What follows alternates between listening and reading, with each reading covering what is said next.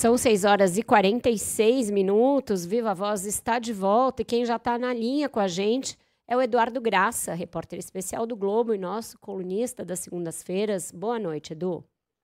Boa noite, Vera. Tudo bem, Carol? Que bom poder falar de novo com você, Débora, depois desses meses aí de merecidas férias. Uma delícia falar com você de novo. Meses. Ai, bem que eu queria, viu? Ai, quando eu puder, meu dinheiro der. É o tamanho da saudade. Pareceram meses. Tudo bem, Edu? Boa noite. Boa noite, querida. Edu, o presidente da Ucrânia, Volodymyr Zelensky, disse hoje que o país vive um dos momentos mais críticos da história com a pressão dos Estados Unidos para que Kiev aceite um plano de paz com a Rússia, que foi desenhado pelo governo Trump, mas que traz ali muitas circunstâncias, muitas condições favoráveis ao governo russo. A gente está aí há poucos dias de um fim da guerra ali nessa região, ou ainda falta muita coisa para resolver? Vera, como você falou, a pressão de Washington é enorme para o Zelensky aceitar esse plano, que é um plano de 28 itens, que, no entanto, foi classificado por analistas importantes, sérios, dos dois lados do Atlântico Norte, de traição dos Estados Unidos à Ucrânia. Eu sei que o uso da palavra é forte e pode até parecer exagerado, mas é que a proposta de paz prevê cessão definitiva de territórios da Ucrânia ocupados pela Rússia, o compromisso de que a Ucrânia não vai entrar na OTAN, redução drástica das forças armadas ucranianas e, em contrapartida, a instalação do que seria, assim, na prática, uma espécie de um cordão militar de contenção aos russos na Polônia, a liberação de reservas russas que estão congeladas no Ocidente para a reconstrução da Ucrânia destruída e o compromisso do líder russo Vladimir Putin de que não vai agredir novamente o vizinho. Às voltas com o escândalo de corrupção no governo e com o desgaste militar da guerra, o Zelensky, de fato, nunca viveu um momento tão frágil desde a invasão russa em 2022. Iniciada em 2022. Ontem, na Suíça, os ucranianos e os europeus se reuniram com o secretário de Estado dos Estados Unidos, o Marco Rubio, e esboçaram ali uma espécie de contraproposta ainda não aceita por Moscou. Aliás, o Putin segue em silêncio, está vendo tudo de camarote, certo de que ele ganha, ou com a capitulação do Zelensky na prática, se ele assinar esse tratado, ou com a ampliação da desunião aí entre os Estados Unidos e a Europa.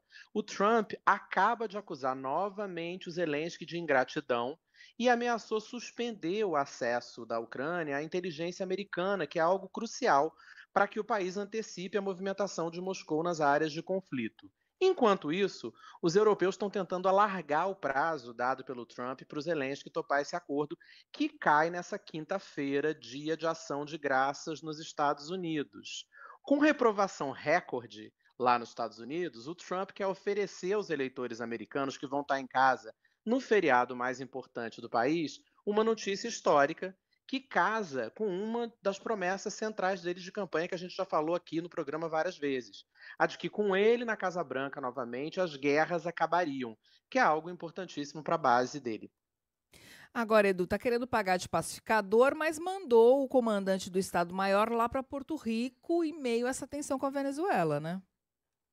Pois é, e a gente precisa incluir nessa lista aí também a decisão dele de permitir, do Trump, né, de permitir ações da CIA contra o governo Maduro dentro da Venezuela e de fazer esse anúncio publicamente. Apesar disso, fontes próximas tanto do Trump quanto do Marco Rubio juram que não tem nenhum martelo batido ainda sobre uma possível invasão da Venezuela. E, de fato, é como você pontuou, Débora, para o Trump, qualquer ação militar de peso agora comprometeria a imagem de pacifista virtual candidato na cabeça dele ao Prêmio Nobel da Paz. Por outro lado, há nomes de peso no governo que eles dizem o seguinte, que uma coisa, ou seja, a Ucrânia ou mesmo Gaza, é uma coisa. Outra coisa, no caso a Venezuela, é um outro planeta, completamente diferente. Um ataque à Venezuela, uma invasão da Venezuela, seria justificado internamente como um combate ao tráfico de drogas, que é algo que afeta diretamente a vida cotidiana dos americanos.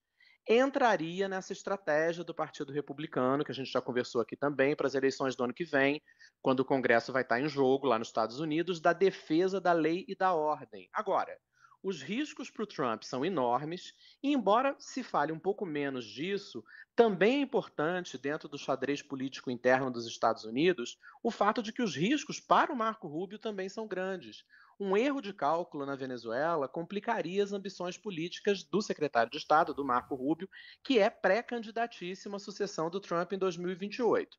E olhando daqui debaixo do Equador, tudo que o Brasil não quer, claro, são ações militares dos Estados Unidos aqui do lado da nossa fronteira. O presidente Lula segue afirmando, fez hoje, né, fez agora na reunião do G20 nesse fim de semana, na África do Sul, que está seriamente preocupado com o aparato americano na região e se ofereceu já como possível mediador entre Washington e Caracas, embora nada indique que o Trump tenha se interessado por essa oferta dele. O Edu, hoje o New York Times publicou uma análise com o título "O Brasil peitou Trump e venceu", fazendo referência aí à questão do tarifácio e também à prisão do ex-presidente Jair Bolsonaro, né? Esse texto, que foi escrito pelo ex-correspondente do Times aqui no Brasil, reflete a percepção em geral da imprensa profissional americana sobre essa queda de braço entre Brasil e Estados Unidos ou não? Reflete sim, Carol. Olha, e o timing da publicação, claro, não foi acaso, né? Chegou para o leitor americano ali logo depois dos episódios desse fim de semana, com a prisão preventiva do ex-presidente Bolsonaro e poucos dias depois do anúncio do Trump do fim do grosso do tarifaço contra o Brasil. Nesse caso, de novo, a gente tem que pensar que para o recuo de Washington pesaram as razões internas, né? Além das pressões, claro, de peso dos setores econômicos dos dois países, da ação da diplomacia brasileira. A gente conversou aqui, nós, logo após os resultados, lembram, das eleições regionais nos Estados Unidos, isso tem o quê? 20 dias, sobre uma das razões centrais para a derrota do trumpismo em todo o país, que foi o aumento do custo de vida.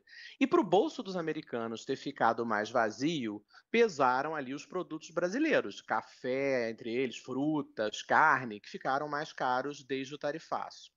Bater na tecla de que as razões dadas por Trump para o tarifaço careciam de lógica e de que o governo americano estava mal informado pela ação ali de personagens da política brasileira com interesses específicos e que esses interesses eram danosos tanto para Brasília quanto para Washington, deu certo para o governo brasileiro até agora. No New York Times, o presidente Lula ficou com o título de hoje afirmando que ele ganhou a queda de braço com o presidente dos Estados Unidos. E o Bolsonaro ficou com um que pena do Donald Trump ao ser informado sobre a prisão preventiva do seu aliado ideológico. É isso, Eduardo Graça trazendo para a gente a análise dos principais fatos da política internacional e as suas correlações também com o Brasil. Obrigada por hoje, Edu. Prazer é meu, obrigado, boa noite para todos nós. Valeu, Edu, até. Tchau.